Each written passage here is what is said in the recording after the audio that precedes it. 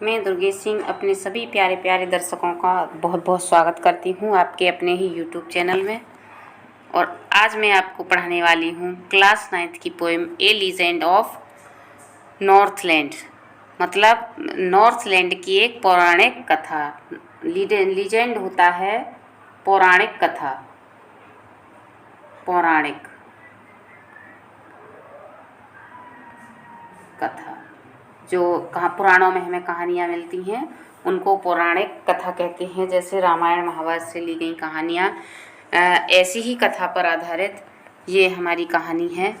तो इसे हम आज पढ़ेंगे।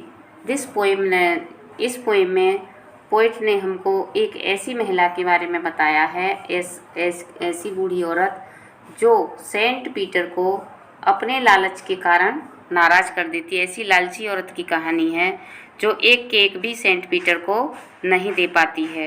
आइए पहले देख लेते हैं हम ये पोएम किसके द्वारा लिखी गई है, इसके राइटर कौन है, poet.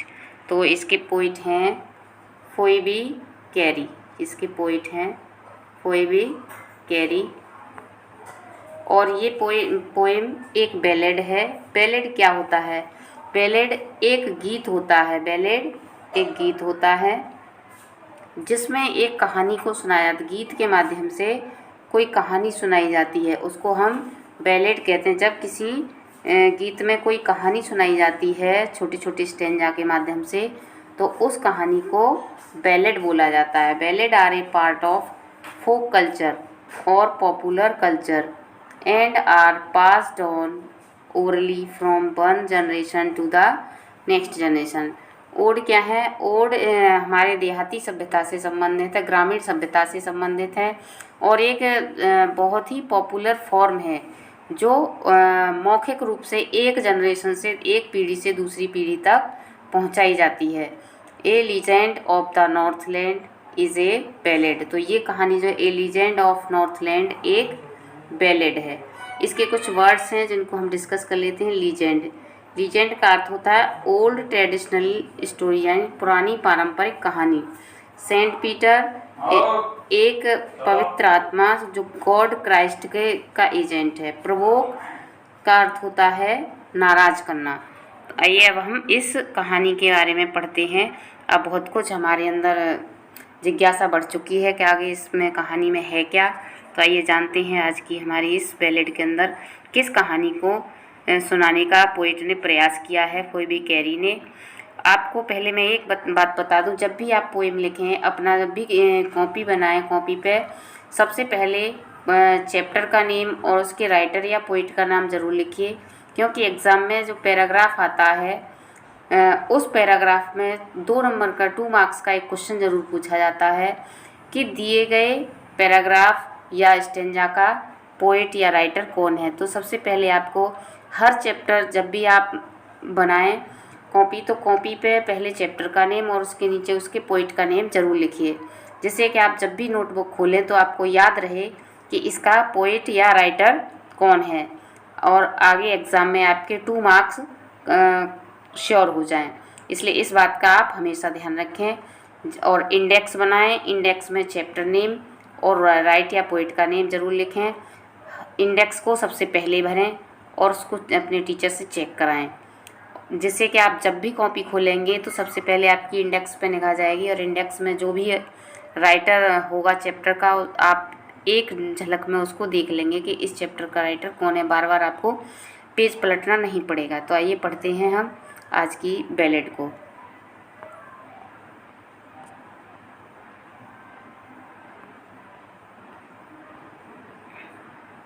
Away away in northland, उत्तर में, दूर, बहुत दूर उत्तर में। Where the hours of the day, hours होते हैं घंटे, दिन के घंटे बहुत छोटे होते हैं। वेरी फ्यू यानी छोटे, कम, घंटे बहुत कम होते हैं। And the nights are so long in winter, और जाड़े में रातें बहुत लंबी होती हैं, और जाड़े की रातें बहुत लंबी होती हैं।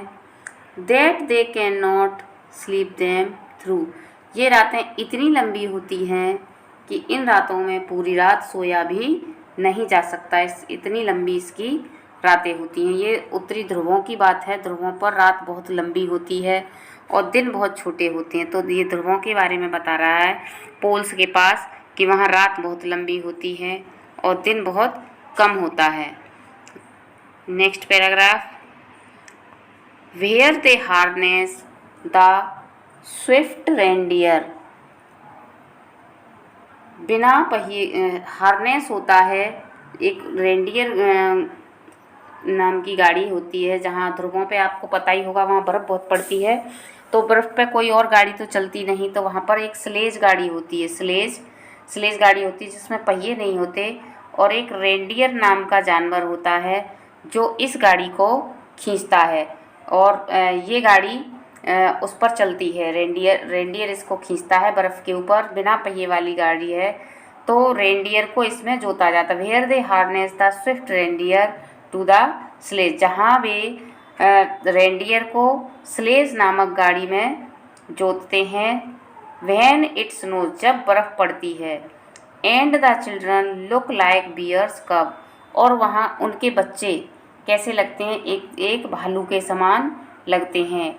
क्यों लगते हैं? क्योंकि जो फर वाले कपड़े पहनते हैं, क्योंकि वहाँ ठंड बहुत होती है, इसलिए उनके बच्चे फर वाले कपड़े पहनते हैं, जिसके कारण वो कैसे लगते हैं, एकदम भालू जैसे लगते हैं। नेक्स्ट पैराग्राफ पढ़ते हैं। They tell them a curious story, वे अपने बच्चों को बड़ी ही उत्सुकता भरी कहानी सुनाते हैं। क्यूरियस, उत्सुकता भरी, उत्सुकता पूर्ण कहानी सुनाते हैं। I don't believe this true, मैं इसको सच नहीं मानता। दिस ट्रू, ये टिस है जिसको, ये ओल्ड इंग्लिश का है इसलिए इसको टिस लिखा हुआ है, लेकिन इसका इंग्लिश का जैसे कि रूप बदल गया है समय के साथ साथ, तो अब हम इसको दिस बोलते हैं। तो I don't believe this true, मैं इसको सत्य नहीं मानता। बिलीव मीन्स विश्वास नहीं करता। And yet you may learn a lesson if I tell the tale to you, और यदि मैं आपको ये कहानी सुनाऊं तो शायद आपको इससे कोई सीख या शिक्षा, लेसन यानी शिक्षा मिले। शायद मैं आपको कहानी सुनाऊं तो आपको कोई शिक्षा मिल जाए, पोएट ये कहता है हमसे। आगे पढ़ते हैं next paragraph. Once when the good Saint Peter, जब एक बार सेंट पीटर, ये गॉड के एजेंट हैं, तो अच्छी आत्मा है, तो एक बार ये घूमते घूमते lived in the world below, जब वो संसार में रहा करते थे, नीचे संसार में रहा करते थे। एंड वॉकड अबाउट इट, और चारों ओर भ्रमण किया करते थे। प्रीचिंग में होता है उपदेश देना, उपदेश देते हुए भ्रमण करते थे, उपदेश देते हुए भ्रमण करते थे। Just as he did you know, जैसा कि आप जानते हैं कि गॉड का काम प्रीचिंग देना होता है, तो वो प्रीच ही क्या करते थे, उपदेश दिया करते थे। Next paragraph. He came to the door of a cottage, cottage होता है एक कुटिया, छोटा घर, कि वो एक कुटिया के पास आए। ही केम, ही मीन्स वह, केम मीन्स आए, और डोर मीन्स दरवाजे, एक छोटी कुटिया के दरवाजे पर आए। इन ट्रैवलिंग राउंड द अर्थ, जब वो ट्रैवलिंग यात्रा कर रहे थे, किसकी, पृथ्वी की परिक्रमा कर रहे थे, पृथ्वी की यात्रा कर रहे थे, पृथ्वी की का भ्रमण कर रहे थे, भ्रमण कर रहे थे, तो वो एक कुटिया के दरवाजे पर आए। And where a little women was making cakes, where means जहाँ, ए लिटिल मीन्स एक छोटी औरत, एक छोटी औरत, वाज मेकिंग केक्स बना रही थी, क्या बना रही थी, केक बना रही थी।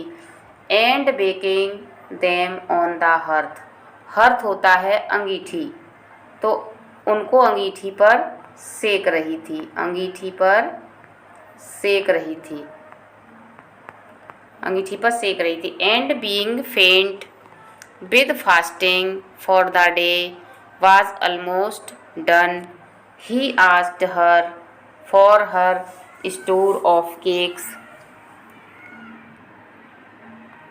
to give him a single one. दिन लगभग फॉर द डे, जैसे कि दिन लगभग समाप्त होने को था, दिन लगभग समाप्त हो गया था। एंड बीइंग फेंट बाई फास्टिंग, और व्रत हो रहने के कारण वो क्या हो रहे थे, बेहोश हो रहे थे। सेंट पीटर बेहोश हो रहे थे। फेंट मीन्स बेहोश होना, मूर्छित होना, बेहोश। फास्टिंग होता है व्रत रखना। तो व्रत रहने के कारण सेंट पीटर लगभग बेहोश हो रहे थे। ही आस्क्ड हर, उन्होंने उस औरत से कहा, कौन सी औरत से, जो केक सेक रही थी। From her store of cakes, उसके जो केक का भंडार है उससे केवल सिंगल वन, केवल एक केक मांगा। उन्होंने कहा कि प्लीज़ मुझे एक केक दे दो। उन्होंने एक केक की डिमांड उस छोटी औरत से की। आइए देखते हैं कि वो औरत उनको देती है या नहीं केक, और नहीं देती है तो उसके साथ क्या होता है, नेक्स्ट पैराग्राफ में हम पढ़ेंगे।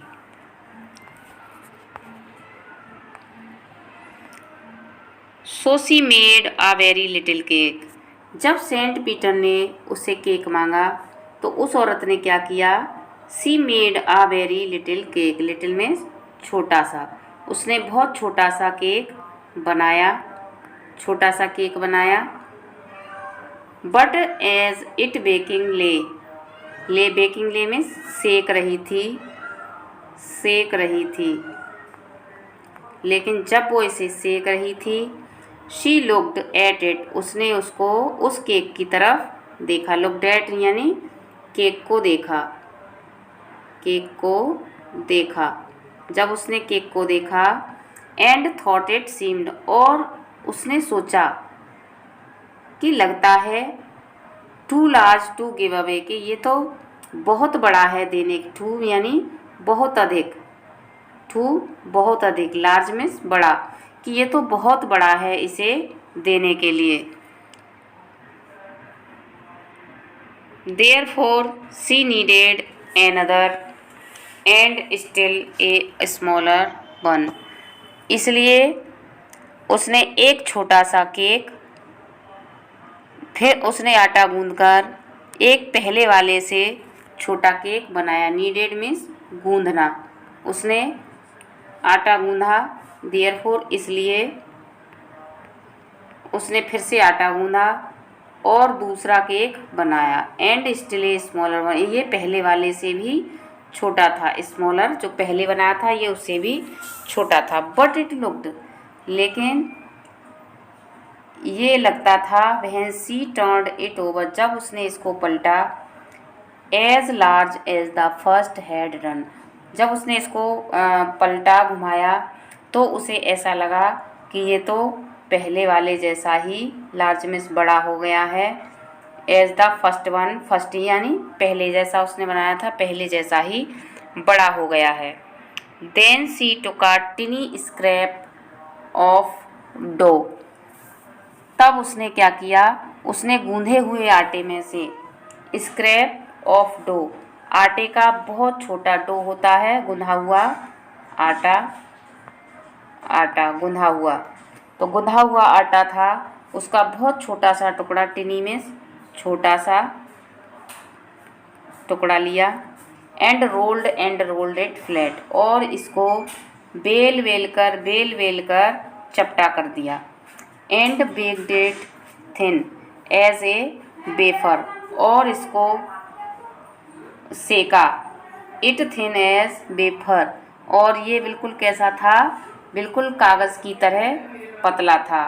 But she couldn't part with that, लेकिन उसका मन उसे भी देने को नहीं हुआ। देखिए वो कितनी लालची औरत थी कि उसने पहले लोई बनाई, वो भी उसको बड़ी लगी, फिर दूसरा बनाया, वो भी उसको बड़ा लगा, अब तीसरा जो कि बिल्कुल कागज़ के समान उसने पतला बनाया, वो भी उसकी देने की हिम्मत नहीं हुई।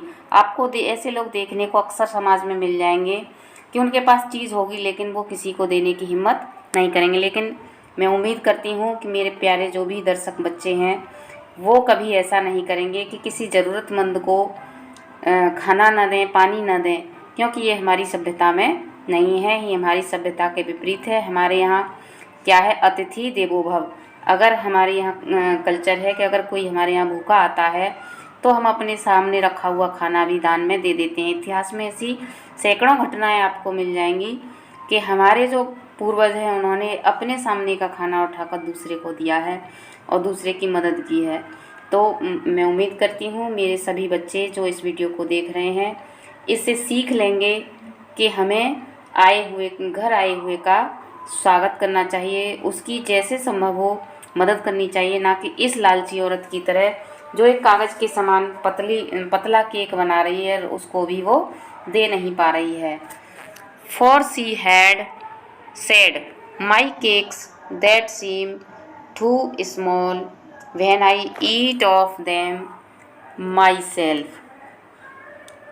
क्योंकि उसने कहा माई केक्स, मेरे cake, that seem too small, मैं उन्हें जब खाती हूँ बहुत छोटे लगते हैं। यानी वो सोच रही कि जब मैं खाती हूँ तो वो केक मुझे बहुत छोटे लगते हैं। When I eat of them myself, जब मैं स्वयं उनको खाती हूँ। Are yet they too large to give away, लेकिन जब मैं उन्हें किसी को देती हूँ तो वो बहुत बड़े लगने लगते हैं। So see put them on the shelf, shelf होती है एक छोटी सी अलमारी, तो उसने क्या किया, उनको शेल्फ में रख दिया। Then good Saint Peter grew angry, तब जो अच्छे आत्मा थे सेंट पीटर वो क्या हो गए कि नाराज हो गए। ग्रीव मीन्स नाराज होना, नाराज हो गए। For he was hungry and फेंट, चूँकि हंग्री मीन्स भूखे, वो भूखे थे और मूर्छित हो रहे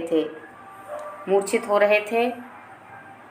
and surely such a women, और निश्चय रूप से ही, सच मीन्स ऐसी औरत, सच अ वुमेन, ऐसी औरत, was enough to provoke means उकसाना, ऐसी औरत उनकी नाराज़गी को उकसाने के लिए पर्याप्त थी कि उनका क्रोध बाहर आ जाए। वैसे उनको इतनी जल्दी गुस्सा नहीं आता, लेकिन भूख और बेहोशी के कारण और ऊपर से उस औरत के लालचीपन के कारण उनको गुस्सा आ गया। एंड ही सेड, और उन्होंने कहा, you are far too selfish. Too होता है एक नेगेटिव सेंस रखता है, तो यहाँ है टू मीन्स बहुत अधिक, तुम बहुत अधिक स्वार्थी हो। उन्होंने औरत से कहा कि तुम बहुत ज़्यादा स्वार्थी हो। To dwell in human form, इस मानव शरीर में रहने के लिए तुम मानव शरीर में रहने लायक नहीं हो क्योंकि तुम बहुत ज़्यादा स्वार्थी हो। To have both food and shelter, तुम्हें भोजन और आश्रय मिले, तुम इसके भी काबिल नहीं हो। And fire to keep you warm, और तुम्हें आग मिले तुम्हारे शरीर को गर्म करने के लिए, तुम इसके योग्य भी नहीं हो। वो बहुत ज़्यादा क्रोधित हो रहे थे और उन्होंने कहा कि हे दुष्ट औरत, तुम इन सब के लायक नहीं हो। Now you shall build as the birds do, अब तुम वैसा ही बनोगी जैसे कि बर्ड्स करती हैं, तुम वैसा ही करोगी जैसे कि पक्षी करते हैं। And shall get your scanty food, और तुम पक्षियों की तरह काम करोगी जैसे कि पक्षी करते हैं और उनकी तरह घर बनाओगी और बहुत थोड़ा सा भोजन, scanty food, by boring all day in the hard dry wood, और पूरे दिन लकड़ी को काट काट कर तब जाके तुम अपने लिए थोड़ा सा भोजन जुटा पाओगी। यानी तुम्हें भोजन के लिए इतना कठिन परिश्रम पूरे दिन करना पड़ेगा। आपने देखा होगा एक कठफोड़वा होता है जो जिसकी चोंच बहुत लंबी होती है, पीछे को भी उसके छोटी सी होती है, तो वो वाली उन्होंने उस औरत को वो वाला पक्षी बना दिया, कठफोड़वा बनने का श्राप दे दिया कि जाओ अब तुम पक्षियों की तरह घर बनाओगी उन्हीं, और ऐसे अपने थोड़े से भोजन के लिए तुम्हें पूरे दिन लकड़ी को काटना होगा। Then up she went through the chimney, तब वो चिमनी के रास्ते ऊपर चली गई। नेवर स्पीकिंग अ वर्ड, और कभी एक भी शब्द नहीं बोली। And out of the top, और ऊपर जाकर फ्लू ए वुड पैकर, और एक वुड पैकर बनकर उड़ गई। वुड पैकर होता है कट फोड़वा, जो लकड़ी को काटता रहता है, लकड़ी काटने वाला पक्षी होता है कट फोड़वा पक्षी बनकर उड़ गई। For she was changed to a bird, चूँकि वो एक पक्षी बन चुकी थी, अब वो एक पक्षी में बदल गई थी। Next para, she had a scarlet cap on her head, आपने देखा होगा कि जो चिड़िया होती है उसके पीछे जो चोटी सी होती है वो लाल रंग की होती है। तो वो लाल रंग की चोटी क्यों है? तो ये कहा जाता है कि जो औरत थी उस समय स्कारलेट कैप पहन रखी थी, जो कैप थी लाल रंग की, उसने हेड पर कैप पहन रखी थी। And that was left on the same, और वही कैप उसके सिर पर जैसी की तैसी आज भी रेड हमको दिखाई देती है, चूँकि उसकी पीछे की चोटी रेड हमको दिखाई देती है। But all the rest of clothes were burned, और उसके जो बाकी शेष कपड़े थे वो जल गए थे। Black as a coal in the flame, आग की लपट से ऐसे काले हो गए थे जैसे कि कोयला होता है, इसीलिए उसका पूरा शरीर काला दिखाई देता है हमको, और उसके सिर पर चोटी दिखाई देती है। And every country school boy has seen her in the would, और हर गांव के स्कूल जाने वाले, एवरी कंट्री हर देश के स्कूल जाने वाले, एवरी माने प्रत्येक देश के, स्कूल बॉय यानी स्कूल जाने वाले लड़के, has seen her in the wood, उन लड़कों ने उसे जंगल में देखा है। Where she lives in the trees, वो जहाँ वो पेड़ों पर रहती है। टिल दिस वेरी डे, आज भी पेड़ों पर रहती है। Boring and boring for food, और भोजन के लिए आज भी पेड़ों की लकड़ी में छेद करती रहती है। अगर आपने ऐसा पक्षी देखा हो तो प्लीज़ मेरे चैनल पे कमेंट करें और मुझे बताएं क्या आपने वुड पैकर कट फोड़वा देखा है तो प्लीज़ कमेंट करें। वीडियो पसंद आई हो तो लाइक करें, शेयर करें और चैनल को सब्सक्राइब करें। मिलते हैं अगले वीडियो में, तब तक के लिए बाय बाय।